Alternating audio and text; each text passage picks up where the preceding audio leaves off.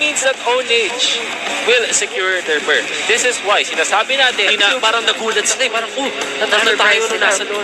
And Ownage, afterwards, nanalo ulit sila ng isa pang series against Evos. Yes. We thought yesterday na sila na yung mananalo dun sa kanilang laban against Kickbam. Pero bigla naging shaky na sa Ownage. So, even when they had the chance na already to qualify as part of the playoffs, biglang na-delix pa sila ngayon. In fact, sobrang delix nila ngayon. They have to win it against Bren Esports. I would say na kaya pa rin ang Ownage. I just can feel it. Parang, yeah, I think so. Kasi kahapon pinakita naman nila yung somehow peak performance nila as a team ng Ownage. Kasi yung first game nila against Kickbam, it's like di mo lang talaga yung gumagawa or nagtatrabaho for the team. But pagdating sa second game, sila gumagawa. Just the third game din. Kickbam, binigyan din sila ng peak performance. The usual Kickbam, the Kimi. Yeah, like the thing is, it looked like yung Kickbam sobrang handa nila against Ownage yesterday. Kahit nung before the match at after the match, nakausap ko yung mga players din mula sa Kickbam. Even yung coach nila, si Coach Jesse Bash, na the way they prepared against Ownage is, alam mo yung parang para silang focus, super focus na ito lang. Wala tayong pakialam. Sige, fine. May chance tayong matalo. Pero ang focus natin is to win against this. Whatever happens, kailangan natin may panalo laban sa Ownage. Yun yung ginawa ng Kickbam. Naganda sila ng strategies. Yung game 2, game 1, I think, was their loss. And Game 2 was their loss yan. So parang yung game 2, may plano pa rin sila nun. It's just that hindi na na-execute. Tapos pumawi sila ng game number 3. Kakaiba ang tail of the tape natin ngayon, madam.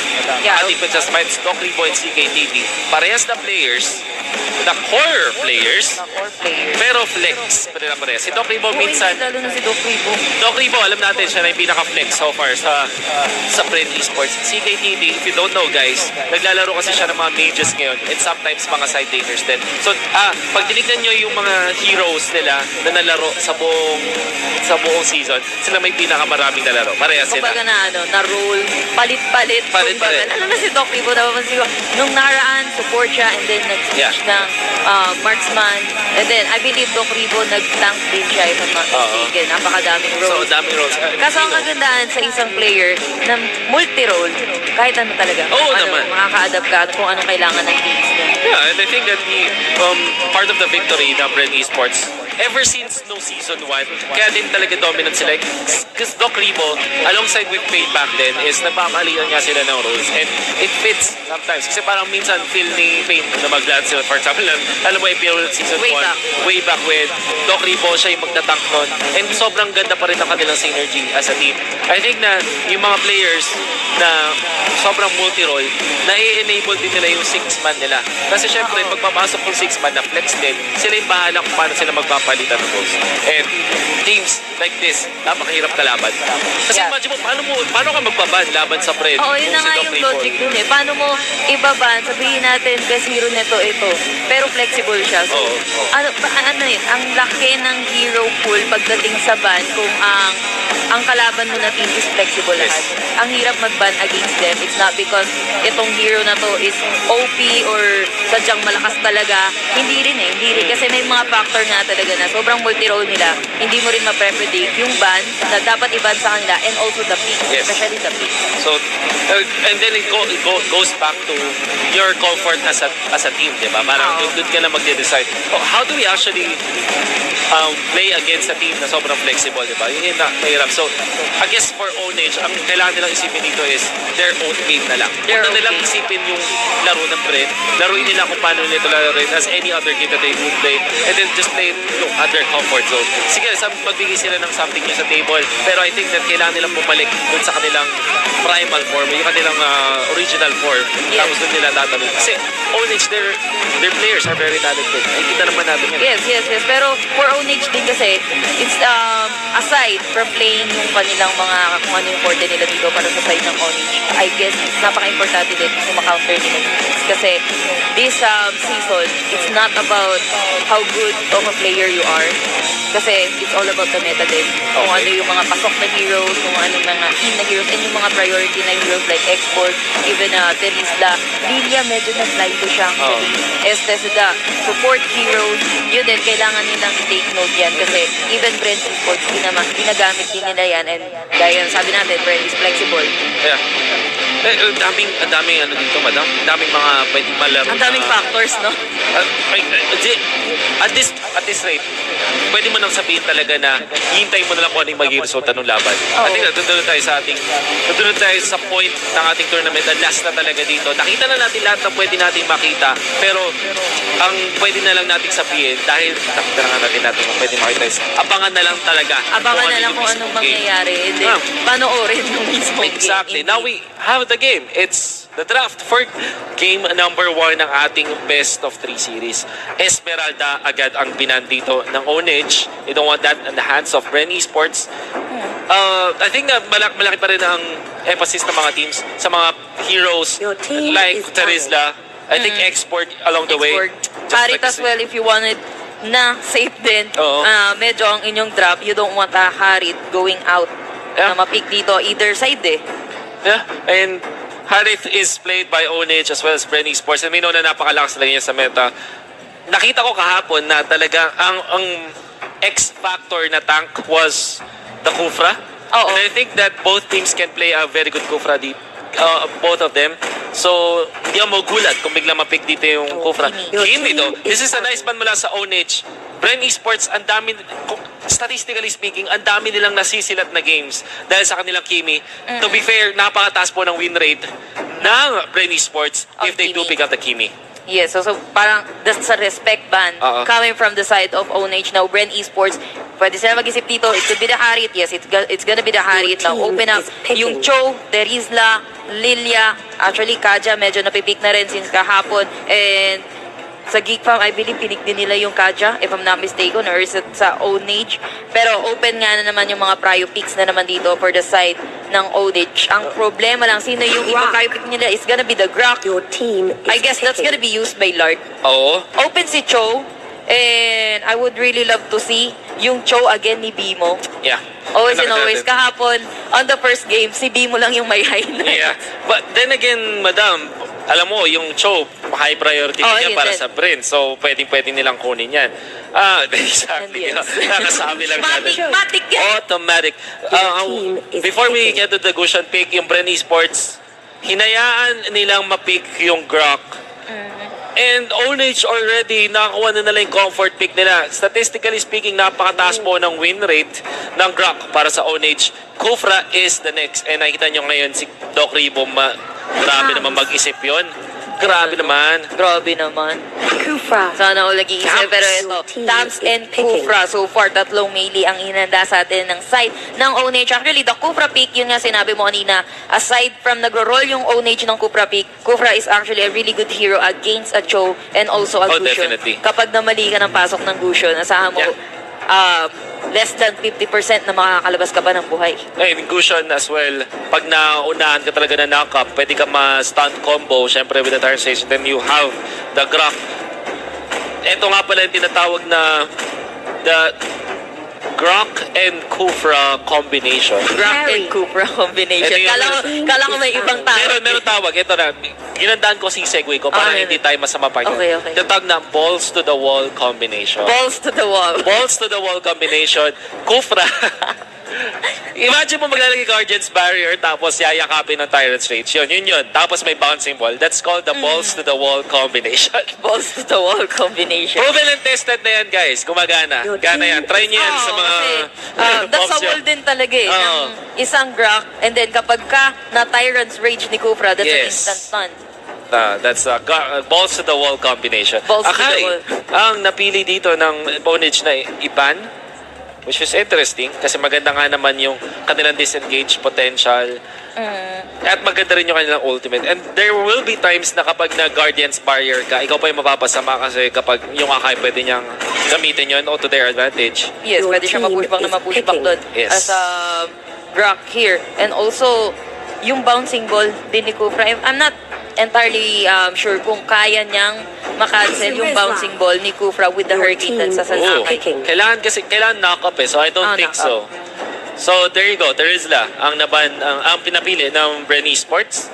This is more than likely isang tank type or support type na Terizla. Kasi parang all the good tanks, kinuha na ng Ownage dito. Yes. What's left na lang na tank is Minotaur, Franco, actually Lolita, pero there's no use having a Lolita. If they could pick Lunox para sa side ng Ownage, medyo counter, pero is this for real? Bruno, nakakita na tayo ng Bruno, and Bruno nga ang ilalakin dito ng Ownage. Now, we will see if this Bruno is gonna be like Bruno Nifiu. Yeah. Pero kasi, ang condition din kasi nung Bruno Nifiu, malakas si Bruno, oo. Yung given damage na na-revamp din dito si Bruno. But I don't think na Bruno is a hero that you can just show, you can just use just because kailangan nyo ng marksman. Kasi ang nakita ko din doon, that few Bruno, hindi rin kasi talaga siya pinansin. So the reason why na lumakas din siya at the end of the game. So, just to be clear sa mga tropa pips natin dyan na nanonood ngayon, at bakit ba Bruno ang biglang na-pick? Bukod sa na-buff kasi si Bruno, dahil mas malakas na kayong damage niya. Apart from that, bakit mo nga naman pipiliin ang Bruno instead of something like a Granger? Kasi yung Bruno is, ang kit niya is napakataas ng damage niya. So imagine mo, si Claude, mabilis yung attack speed, kumakate over time. Diba? Yes. Parang kailangan matake bago siya, kasi attack speed base siya. That's the same way, almost the same with carry, na medyo malilaki na ganyan, tapos biglang burst sa dulo because of the passive. Yes. Yun yung malakas sa carry kaya siya tumutunaw ng tanks. Ang difference with Bruno is that lahat ng atake niya malalakas. So hindi siya ganun kabilis kasi by the way, less effective ang attack speed kay Bruno because of the passive. Pero big chunk siya. That means na i-overwhelm nila yung Terizla na makunat. Kasi Terizla is high resist Pero kung sobrang taas na ng damage mo, hindi ka abot doon. And last na importante para kay Bruno is gusto niya na nag-group up yung kalaban niya.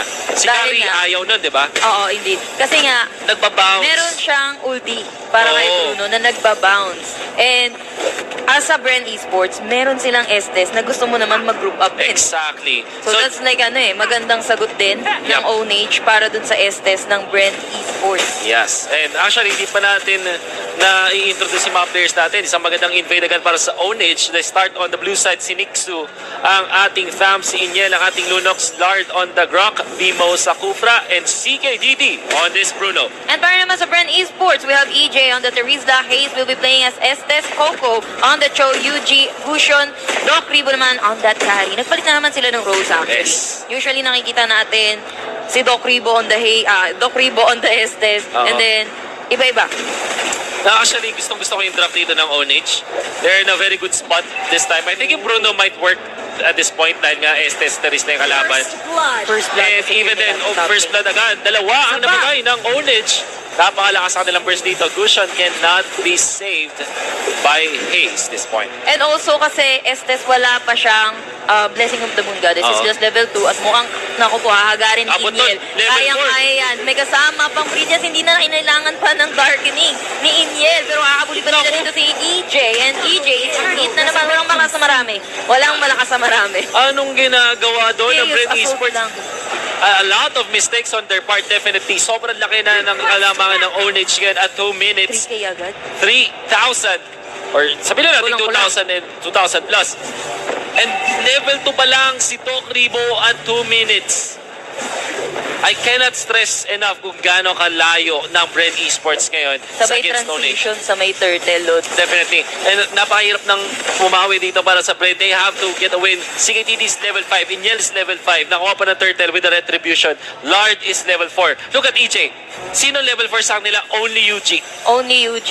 And actually, siya lang talaga yung medyo nagpro-progress in the game. Pero EJ nakabol na naman dito with a bouncing baby ball with the slay. Carrying from that Lunox once again. Na inahabol pa itong si Naku Hayes. po. Medyo nawala ng vision. Itong si Kuya Naku. Angel. Pero one more cosmic vision. Patay na naman ang isang Estes at the top lane in the hands of this Okay. Lunox. Alam mo, Lunox talaga, Lods. Hindi siya mahina. Oh. Hindi siya mahina. No. At Lunox, ang kailangan lang talaga niya isuporta ng kanyang mga kasangga. And Snowball. And I think that UG is gonna have so much problems facing up against Lunox, who's level 6 already. Siya ay level 5 pa lang. Napakayaman po ng ating Lunox. Inya now pushing up top. EJ will have to back at the top lane. Gusto ko lang magkwento ng isang stat line na hindi nakikita ng mga viewers natin. Lamang po ng 4,000 experience ang Ownage over Bren. That is way too much. Napakahirap i-overcome nun. Pero kailangan nila mag-back away muna para sa side ng Ownage kasi medyo puluhan na rin sila na hinakabot sila dito ni UG sabay flicker up but Lard is still alive. Nice block coming from Nixo actually. Exactly. Sinalo niya yung dagger. Oo. Galing kay Gushod just to save itong si Kuya yung Lard. And the map control is really going towards the side of Ownage at this point. Now, Yuji wanna go for the jump. Nixo na naman, hinarangan doon. Pero mukhang si Nixo yata mapapahamak. Doesn't have the ultimate. Uy, Nixo is still alive. Kaso Finally. Poteran hindi na rin Naku talaga po si Yuji, ito yung umabran. Mega kill na yung ating Lunox. Yes, mega kill na talaga dito si Lunox. Pinapakain nila itong si Lunox, itong si Inyel, which is ayaw mo din mag-snowboard yan. Oh, And Primo! eto pa, bouncing baby ball para kay Oh, hindi naman kasama flavor din. trigger. Sabay bounce sa mukha ng Dateris na wala nang magagawa. Oh, no. Itong si EJ. Koko, makanakaw ng isa pero anong magagawa niya against Ownage with 5,000 gold ahead already. Hindi ko na alam ano sasabihin dito. Well, okay, one thing that I have to say for Bren Esports is that maganda yung kanilang pitas potential. Meron kang Terisla, meron kang Cho, and then meron kang Gushot, pero Meron, can you do that? pero how can you do that nga? Kung sila yung nauunahang pumitas dito ng Ownage, yung show nila hindi pa masyado nakakapitas. Oo, si Coco nakapatay na ng isa. But, Ownage dito talagang minimake use nila yung late game potential ng isang Bruno. Pero inahabol dito si Bimo at the top lane. Bimo still gonna die in the hands of Doc Rebo. Apat nga naman sila sa may taas. Yeah. Pero that's just a tank na naman na nakuha dito ng Bren Esports. Yeah. Habang si Inyal sa may middle lane. Oo, pwede siya sipahin dito ni Coco. Pero I believe Coco wala pa siyang item enough para mapa-burst down itong si Lunox. And Oh, look at this. lahat Look at sa the may damage. top lane. Naku po, Orderan si EJ. Perno, may kasama pang penalty zone. Kaso, Blessing of the Moon Goddess, binigay na rin yan Kaso, ng isang sakit. SS. No, Kaso the one papasok pa rin church. sila dito. We have the... Uy! Sabayang ulti coming from Inyel. Sabay basag din doon ng bato. Sabay takas with a double kill with this Gushon. But Tams will be able to slay pa rin naman this Gushon. Tamang balik lang sa kanila. Kaso mag-isa na lang dito si Inyel. Inahabol siya dito ni Doc Rebo. I guess Inyel up na naman yung kanyang Dark King. Oh, Pero sakit. ang sakit ng Chaos Assault. Napakasakit. And still have the ultimate. Meron pa siya nung Brilliance. So, Oh, pwede pa siya kaka-up lang maging aggressive. Kaka-up lang dito ng Andyan kanyang na rin si Brilliance. Bimo, And actually. Joey Rebo is very low. At yun na nga, napatay. One more. Bakit kasi kayo nag-abang dyan ngayon? And another one. Double kill, Inyel. Inyel. Statistically speaking po, si Inyel ang may pinakamatakas na stats para sa side ng Ownage. Yung kanyang average KDA is very high. Yung average general score din niya is extremely high compared to any other player mula sa Ownage and Bren. And nagpapakita siya ngayon. Mag-aagaw buhay. Another one. Another one on that Lunox. Hi, Inyel nga po pala. Nagpapakilala si Inyel ngayon para sa Ownage. At more importantly, sa isang match na sobrang importante para sa kanila. If they do win this, they have better chance than ArkAngel and Cignal Ultra. You know, Lodi Wolf, ang ganda na pinapakita dito ng Ownage. I'm really looking forward kapag ka may Lunox, ikaw talaga yung magbibigay ng espasyo doon sa may marksman nyo. And nagagawa ng Ownage yan. Pero ito, sinipa nila itong si kuya nyo, Tams, and that would be a kill para sa isang Coco. Kaso, another tank naman, or hindi naman siya yung pinaka-importanting kill dito. Yung pinaka-importanting kill dito is ma-shutdown nila si Inyel as well as CKTD. CKTD, na sinusolo lang naman po yung Turtle Oo. at the bottom lane na hindi na rin nahahawakan ng Bren Esports. Napakayaman po ni CKTD. He's 4.5k. Kumpara mo yan sa kanyang katapat, 3.1k lang po ang pera ng ating carry. That's 1,000, more than 1,000. Isang item. Isang yan. item. isang item nga ang lamang dito ng isang Bruno. Kaya sabihin natin 0-1-0 and then Doc Ribo 1-2-2 na eh. Oo. Ang kagandahan dito sa Ownage, napo-force nila na sumama itong si Doc Ribo sa may team fight. Oo, nagkakaroon sila ng casualty on the side of the Ownage. Yeah. Pero ilan naman yung bawi nila? Yeah. Nababawi nila Terizla, even Doc Ribo na papatay nila doon. Pero pumasok dito si Mibimo sabay capsule para kay Kari. Pero nandun na yung blessing of the Moon Goddess. Pinagsisipan nila again. Atang na naman yun ang pabagsak. Kings are still gonna be. Pero si KTD coming from behind. And pinapaliguan ng lahat. Kaso flicker ng lahat. Go. Low on them. Pero napakakatining Inyel coming from behind with that Chaos Assault. Yeah, so that was a 1-for-1 trade-off, pero napakaraming nawala para sa Bren Esports. They had to commit so much. And also lost yung kanilang tore dun sa may gitna. May hirapan na din lumaban ngayon yung Bren Esports kasi meron ng endurance dito si Inyel on this Lunox. Imagine kanina kung nandun agad si Lunox, hindi nakapaghilap kahit nag-ultimate na si Ace. Ang daming pulahan actually sa side ng Bren Esports. And nakikita ko yung uhaw talaga dito ng Ownage that they really wanted to win this series against Bren Esports. And it is a very evident na makikita nyo yung Ownage na gutom laban sa Bren. It seems like yung Bren, they're quite lost. Meron pa ba silang win condition? Pwede mo sabing oo, pero it's harder and harder for them to win this. Ang sinasabi ko lang dito is merong magandang peel potential ang Bren. So kaya nilang paghiwa-hiwalay yung mga members ng Ownage. Yes. Pero yung Ownage hindi naman I guess at this point hindi ka napapayag na maghiwa-hiwalay kayo. Pero sinasaraduhan na rin talaga ng Ownage yung mapa dito ng Kari. And may hihirapan na mag-farm dito yung Kari. Yung si Ownage, dito na sila nagpa-farm sa jungle mismo ng Bren Esports habang si KTD having the time of his life habang nakikipagdigma yung apat sa kanina sa top, all around the map. Pero si KTD, he's just farming lang talaga eh. And now they're opting to get the Lord para sa side ng Ownage dito. And as much as possible, tamang zone lang coming from paring Lord doon sa the rest ng Bren Esports. They could probably take the Lord nang walang contest coming from the Bren. Kahit konti lang yung, kahit medyo masakit na yung damage ng Ownage dito, hindi pa rin talaga maaabot ng Bren yan. Look at how strong this CKTD Bruno is already. Yung kanya, per hit niya, umabot na sa libo. Actually, nagdadalawa yun. Kasi, Dalawang libo pag nag-crit.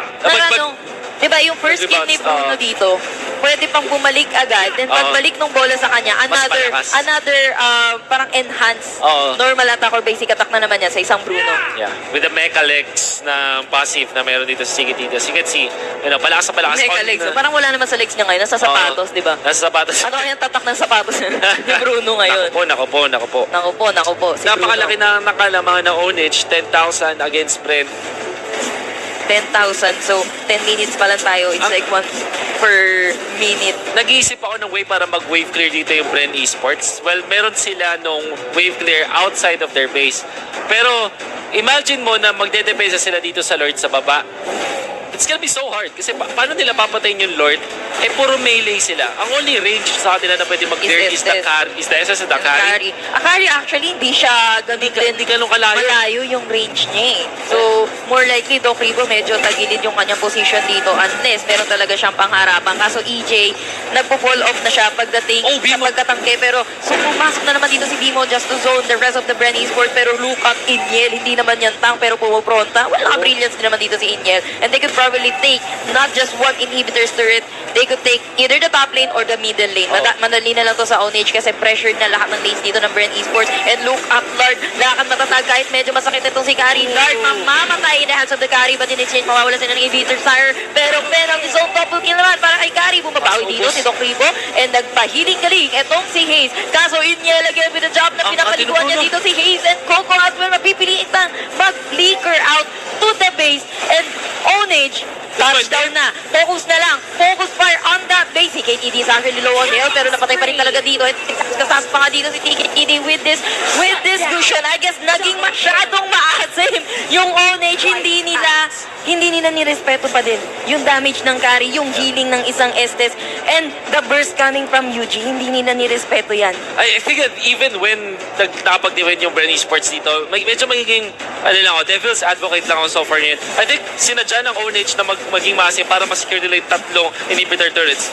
But after the 3 inhibitor turret, pwede naman silang pwede naman sila mag-back. Nakasecure na nila yan. Pero yung nagmaasim sila sa may base, kaya nilang katkatin yung base. Kaso, wala na rin silang pangharapan eh. Wala na si Nixa, wala na si Lord. Wala na rin si Bimo if I'm not mistaken. Yeah.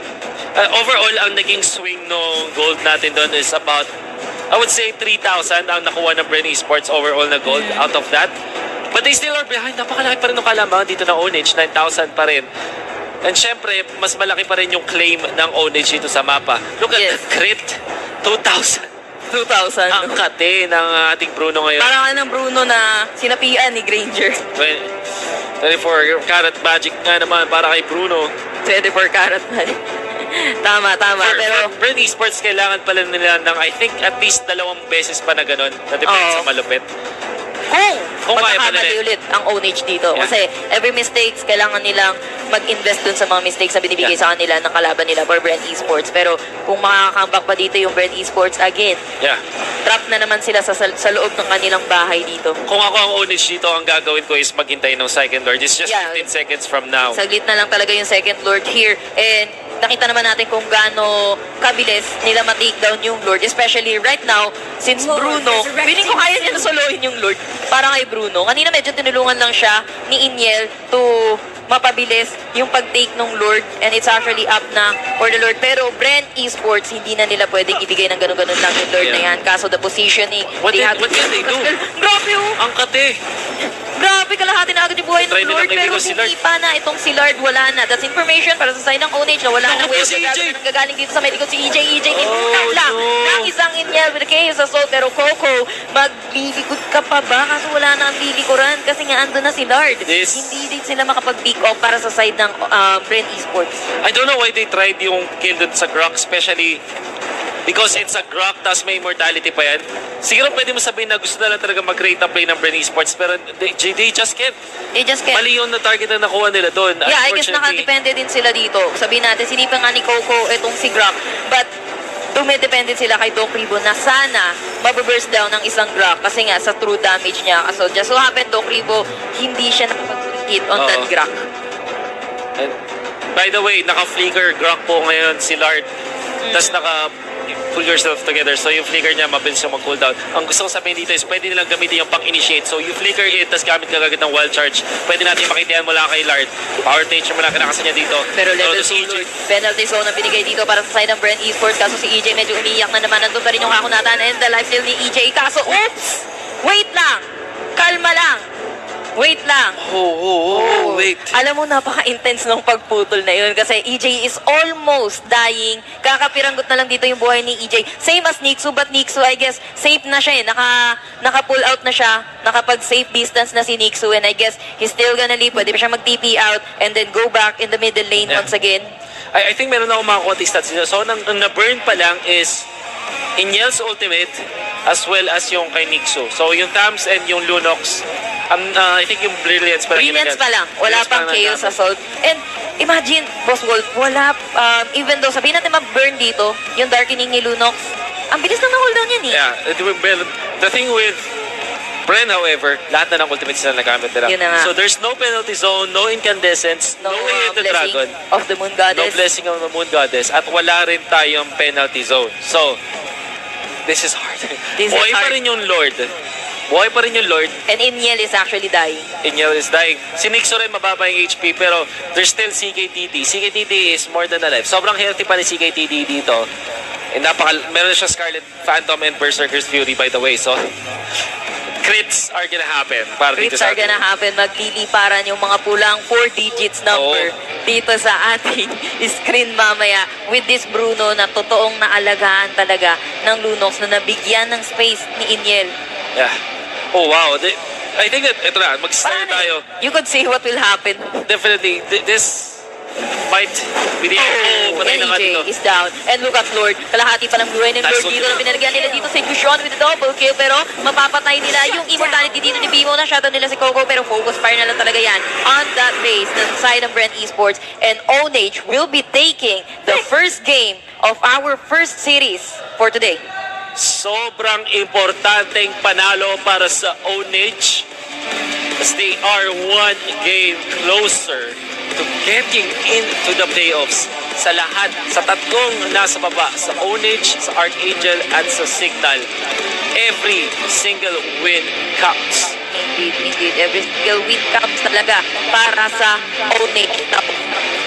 Kaya nga nang sabi mo, Boss Wolf, kailangan nilang matutuan at least. But it would be best if 2-0 yung madadali nila against Bren Esports. And Bren Esports, sobrang kailangan din ng mga panalo na to because they want to go to the upper bracket, right? So, Ownage, this is such a very good victory para sa kanila. And I think that yung Bren Esports, hindi ganun kaganda yung draft nila against Ownage in many ways. In many ways. Paano ko nasabi yan? Una sa lahat, yung binigyan nila yung comfort na Grok para sa Ownage. So binigyan nila ng... kay Lard, no? Para kay Lard. Nakita natin kung gano'ng kalapit si Lard with this Grok.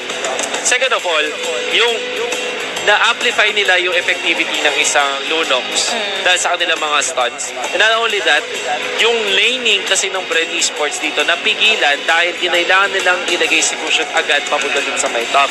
And there's no way para napakahina ng laning presence kasi ng Bren Esports kumpara mo yan sa lineup dito ng Ownage. Third is that pinili nila yung Estes kahit pa meron ng Bruno. It's telling me, it is something that's telling me na yung Bren Esports, planado agad nila yung draft nila, yes. Pero hindi sila willing mag-adjust. Kasi para may kitang-kita ng Ownage na pipili niya either Rafaela or Estes lang as the last pick. Wala na silang ibang component. So Bruno, parang second to the last pick yung Bruno eh. Although last pick siya ng last pick siya last two picks, I believe siya ng last two picks siya ng Ownage. Pero second to the last ng overall sa match. Diba? So, before mapili yung Estes, may Bruno na agad. And they're comfortable. Kasi alam nila, pipili nyo Estes siya no matter what. Or the Rafaela. And Bruno, either way, amplify yung kanya effectivity or effectiveness. Kasi nga naman, meron silang nung bouncing ultimate, na bouncing, literal na bouncing soccer ball, di ba? So, actually, dalawa yung kanilang bouncing dito. We have Cupra and we have Bruno. And the two obvious na mapapansin talaga natin doon is ang sarap lang din talaga ng pagpaparm doon ni Bruno habang si Inyel yung gumagawa on the early game. Actually, up until the late game. I think if I were to have an MVP dito, Inyel pa rin. Oh, definitely. I think Inyel. Definitely, Inyel pa rin. I'm not sure kung namatay yata siya once. Yep. Just once in that game. And nakita natin kung gaano kalupit yung kanyang performance sa Lunox. Bihira na yung naging successful na Lunox ngayon sa MPL Season 4. I think we can only name two of them, si Wise at ngayon si Inyel na. Although si Wise mas consistent sa Lunox. Ngayon, yung performance ni Inyel sa isang napaka-importanting match, sobrang commendable yun.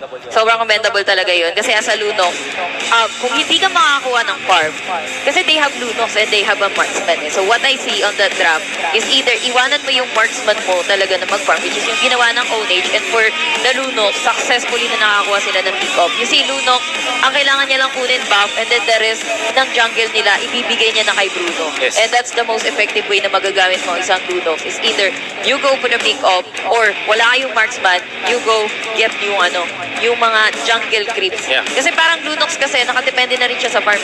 Nakadepende na lang talaga sa farm din ng isang Lunox. So, for me, para din siyang marksman at the same way. Kaso marksman na mage nga siya. Kasi Marksman na magic. Marksman na magic. Kasi nga yung chaos assault niya, andun na. So, given na mage dito si Lunox, so andun na yung early damage kapag ka nag-level 4 na siya. Pero mage siya, marksman siya, in a way na kailangan niya ng farm. Yeah, definitely, I think yung Lunox versus Crucian na matchup, paunahan kasi sila kung sino yung maging snowball. Ibig sabihin, sino yung makakuha ng mga kills at makapag-secure ng kanilang mga objectives. Like for example, yun nga, yung mga buffs, di ba? So paunahan talaga yan. Ang daming moments na uncontested yung Turtles, yung Lord nakuha din ng Ownage. And sabi mo nga paunahan, how anong gagawin ni Gushon kung ang nangyayari sa Bren Esports kanina, sila yung nagre-react sa ginagawa ng Ownage? Well, now, you can see the draft for game number 2 ng ating best of 3 series. Hindi pa tapos. So now, Bren, ayan, di ba? Kasi we've seen a lot of games na para sa Ownage ngayong season. Ang pinaka-successful kasi na hero ng Ownage, hindi lang kay Lard, is the Grok. Bakit ko nasabi yan? Kasi every time na makukuha ni Lard yung Grok, almost 100% win rate sila. Yeah, kakaiba din yung mga ginagamit yung spells dyan. Exactly. May arrival, may flicker. Your team is bakit ko sinasabing sobrang importante nun? Kasi you're giving a team na nasa baba a chance to actually win against you. Kasi binibigyan mo sila ng comfort eh.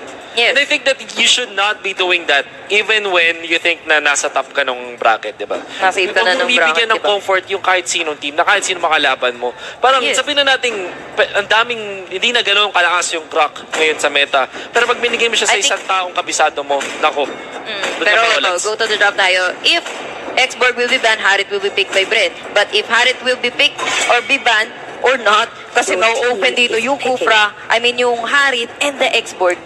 Yeah. Xborg, of course, ang kanilang unang ipipick para sa side ng Bren Esports. Now, Ownage. This tells me that Ownage, mas handa sila sa Bren. Binanagan nila yung Kufra, heads up ban to. Kasi alam nila mapipick nila yung Harit. Yes. Kasi And alam nila also, na yung export, kukunin at kukunin niya ng Bren Esports. And Ownage, alam nila, wala nang pipigil. Roger. Because they have the Harit. Show is already open para kay Bimo dito. Oo, Pwede kunin na nila nila yan. i-secure yan para sa side ng Ownage. And I think so. Yeah, I guess this is gonna be a Cho kasi Cho, siya pa din talaga prayo pick ng Oo. kahit sinong team. Automatic na Cho ang pipiliin dito, panigurado ng Ownage. Hindi. Bren Esports. Medyo off topic lang tayo. Naalala ko lang yung Bren Esports, they played with the Leomort. And I think dalawang beses na naiwan. Isang beses na naiwan ng kabayo. Itong si Kuya nyo, Coco. Si Kuya Coco. And I think he's having fun. Oo nga. Alam ko kasi, ang napansin ko kasi is that's a Leomord with a flicker. Nag-dash in siya. To think na masasalon niya yung kabayo niya agad and then flicker out agad. Si Barbiel umuwi na ng base nila. No, I just remembered na might be baka i-pick ulit ng Bren. Yeah. Might be. Pero they will have they will have the Akai kanina na binan ng Ownage for their third ban. And also still the Gushon para sa side ng Bren Esports. So, Bren Esports, nakikita natin yung kanilang pick na kaya.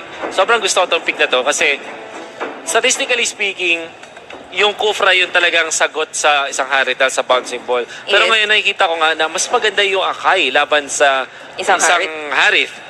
Kasi tatanggalin mo siya outside of the Zaman Force para hindi siya makapag-ronda siya. Not only that, kapag nakompoan mo nga siya nung jump in tsaka nung stun with the blender, minsan nga pwede ka pa mag-petrify pero you don't go petrify anymore. But anyways, ang gusto ko lang sabihin is, Akai, nakikita natin na mas effective na siya ngayon laban sa Harit instead of the Kufra. Yeah, kasi pag Cupra kasi, it depends pa doon sa trajectory kung saan tatama yung iyong dash as a Harit. Well, I guess Akai as well. Sabihin natin Hurricane Dance, it's too obvious yung Hurricane Dance dito ni Akai. Much more kapag hindi niya nga natamaan ng blender stun, itong si Harit, he can just dash out. But the thing is, Harit will be out of the Zaman Force pa rin. Still, and sabihin natin malayo sa team fight. So that's one way to zone Harit out doon sa kanyang comfort area. Yeah. Nakikita natin naman ang Ownage, they picked up the thumbs. Tapos yung cushion para sa Bren Esports. This I don't particularly like. Kasi yung Bren Esports naging stubborn sila dito. Talagang pinipilit nila yung cushion. I'm not entirely sure kung ano yung mindset nila dito. Kung ano yung match-up ng cushion versus the Harit. Pero kung isipin mo nga naman, may chance, merong malaking way na ma-burst down muna ng cushion yung Harit.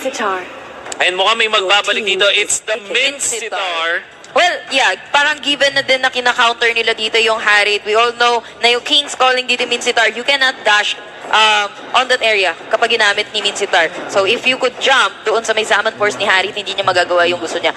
But, so far, ang hirap din i-execute niyan. Kasi Minsitar, kailangan niyang mag-jump. What if you jump? Meron tayong Minotaur, meron tayong Cho na kaya siyang i-hold, and meron din tayong Tams. Yeah. Probably kaya din i-withstand yung mga tuhog-tuhog ng King's Calling niya. Although, I would say maraming napipigilan dito yung King's Calling. Like yung talon, nakasam leap mula sa Tams, Chrono Dash. I think yung Motivation Roar also can be stopped. And of course, lahat ng skill ng isang, first and second skill ng isang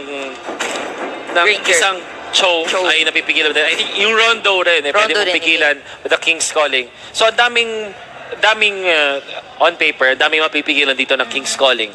The big problem I have with King's Calling is napakadaling i-force out nun. So, I think ang maglalaro ng ating Minsitar, it's gonna be Hayes. Hayes is going to play the Minsitar at this moment, which means na support ang ating Minsitar ngayon. So, hindi siya like core na Minsitar, which by the way, dapat pong laruin na Minsitar as a support dahil sa kanyang passive, the assists.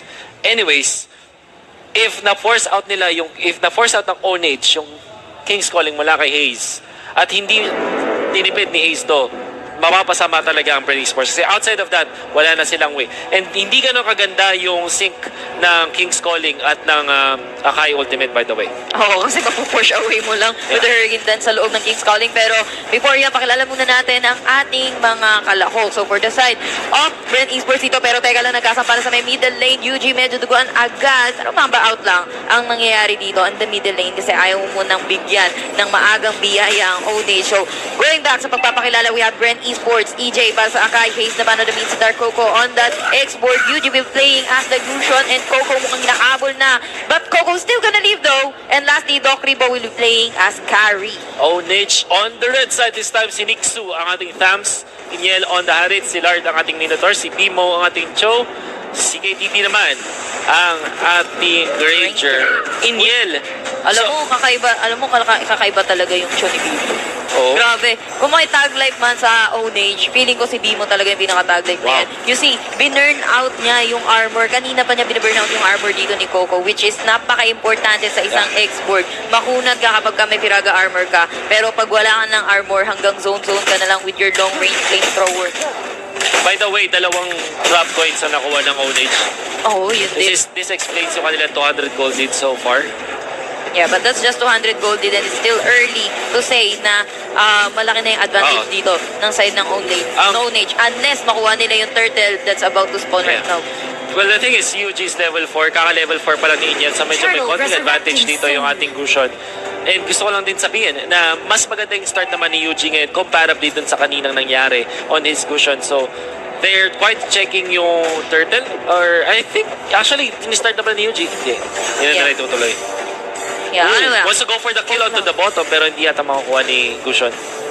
Yes, indeed. Kasi kaya din naman mawista ng isang Thams yan. It's already level 4 para kay Ningsu. Pero Bimo as well will be able na makapag-bamba out pa dito kay X-board habang nililibang lang ito sa X-board at top lane. Kinuha na ng turtle and the turtle will be slain but by si Sari. Pero yung tuhog ni Minsitar hindi natama yung buhay pa dito si Ningsu. Sila pa ngayon nakakuha ng first blood para sa side ng Ownage by killing EJ, the Akai ng Bren. Pero Bimo, knowing na wala nang Piraga armor, itong si Coco kaya nakabusuhin yan. Oo, sinusunog mo ko pero may damage ka ng haba para kay Coco with the flicker. And sapak-sapak lang kaso the ultimate slow na binibigay dito ng fire missile by Coco pero joke lang yun kasi ang papatay talaga sa'yo is gonna be the Granger and the Harit that's coming from behind. Oh man, napakaganda ng early game na naman para sa Ownage. Yeah, I could hear na yun sabi niya, abangan nyo sa likod ng tower. Sa likod ng tower, di niya alam. Masyado nga rin naman pero ito, pinush back din and hit. So they nice. Nice. Akai with a Hurricane Dance in exchange for a tank ng side ng Ownage habang mawawala din naman yung kanilang turret at the top lane. So I guess that's not really a good exchange for Bren Esports kasi ang nawala lang sa side ng Ownage dito is just the tank. Yeah. You can really commend Inyel and his performance game 1 and game number 2. Nixu chasing Doc Ribo may Contrat Inferno pero kaya mataas. May Phantom Step, may King's Calling. Wala kay taas pero malis sila doon sa area. Oh! Patay pa rin with the bang ni kuya nyo CKTD, the Dead Sonata. Kamatayan talaga ang hatid sa kanya para kay Doc Ribo. Malupit. Bimo nang palabas sa UG dito. Way of the Dragon agad meron ng habol na dito na si CKTD. Kailangan malis ni UG. He will get away na stun ulit. EJ na lockdown dito si Bimo but Bimo will be able to run away. EJ ang napatay dito. Killing spree agad para sa ating Granger na fight away na Bounty Hunter. Oo nga. Payaman ng payaman. We have 301 on that Granger. That's additional 300 para kay CKTD. CKTD again na masarap yung buhay na nakakapag-farm dito na continuous lang yung income comparing kay Doc Ribo na namatay na ng isa. At Bren Esports. Kasi sila naka-bounty hunter kaso Doc Ribo wala pa talaga siyang kill dito na sana yun yung kukunin ng Bren Esports. Just like in the previous game, sobrang laki na agad ng lamang dito ng Ownage. And ibibigay ko to sa pagda-draft nila. The way they drafted this, sobrang ganda ng kanilang pagkakadraft. Ay, kasi pa yung hinahanap ko na draft ng Ownage pero Joe Fury para sa dalawa sabay lakad ng Zaman first nasa na ang King's Calling nyo mukhang hindi na mangyayari yan kaso napatay naman nila dito itong si Inyel na first hand na natuhog dito ni Kuya Nyo Hey sa may King's Calling sa may likod pero Bimo hindi pa rin titigil yan Way of the Dragon is gonna be the Akai is dead and also Yuji with a triple kill na hinatid kay CKTD 6-0 Uy, grabe naman yung touch na yun. Side step! Side step to the side. Ownage, outclassing Bren Esports. Sinasabi ko na ngayon sila ang mas malupit. With that decision making, napakaganda ng kanilang clash, was able to take out 3 members of Bren Esports. Ngayon, lamang na sila ng 6,000. Yung kanilang draft laban sa Bren Esports, Yes.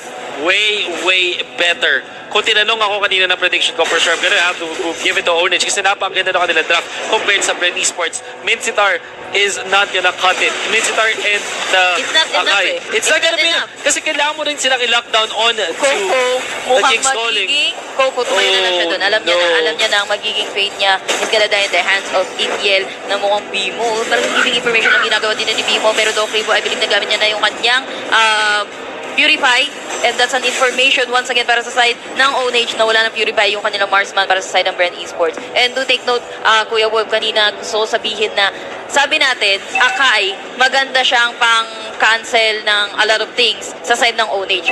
But Akai as well, yung Hurricane Dance niya, kaya din cancelin ng Minoan Fury ng isang Minotaur. Kaya ang hirap din mag-initiate kapag ikaw ang isang Akai na hindi ka din nabibigyan ng much information. Kasi, Mincitar, oo, sagot siya kung maganda din yung pasok nyo. Yeah. But so far, magkatuligsa yung Akai at Mincitar talaga on these skills. I think we should not be looking towards the matchup of Akai and Minotaur.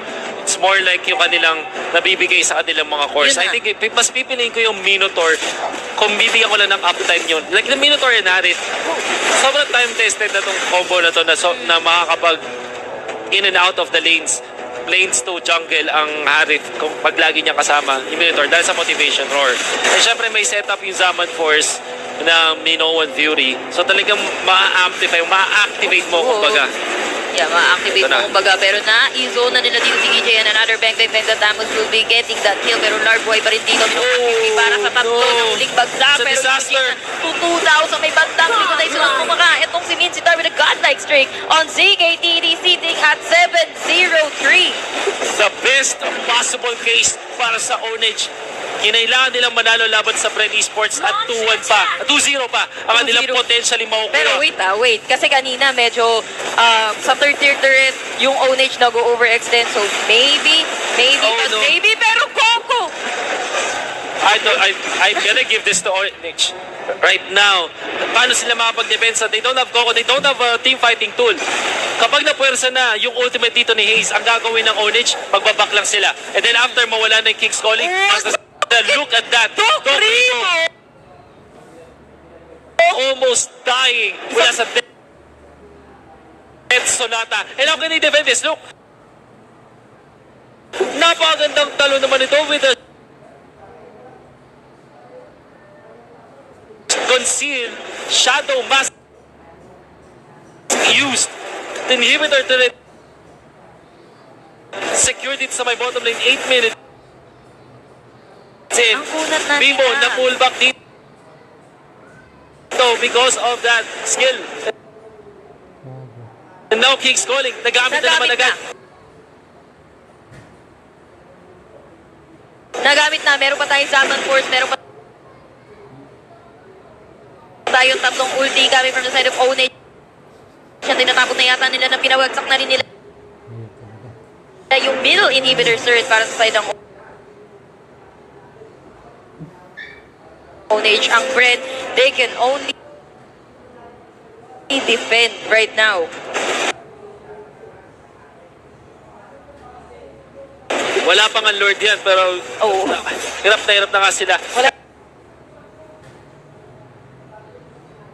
Kanina, na problema sila mula doon sa Bruno ni CKTT ngayon. Yung Ranger, napakati naman din. Export, kahit pa na first pick siya ng Bren Esports, wala siya nagagawa for the team. I always think na in professional matches, mas okay na gawing support na lang yung export instead of a tank. This time ginawa nilang fighter. And not only that, yung Gushon, I think yung fact na pinilit ang Bren Esports yung blue shot pick na dalawang beses.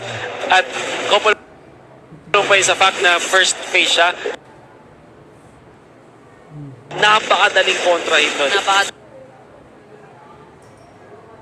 Dali talagang kontrahin. And as we see, hindi nakakaporma ng matitip dito. Itong si Eugene na nahuli na nga na naman ang single person, Minoan Fury, thinking that he could secure the Lord. But no. No.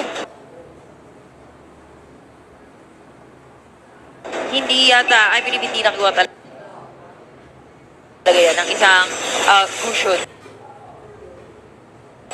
Alam mo, ang masama doon is andun ka, okay sana kung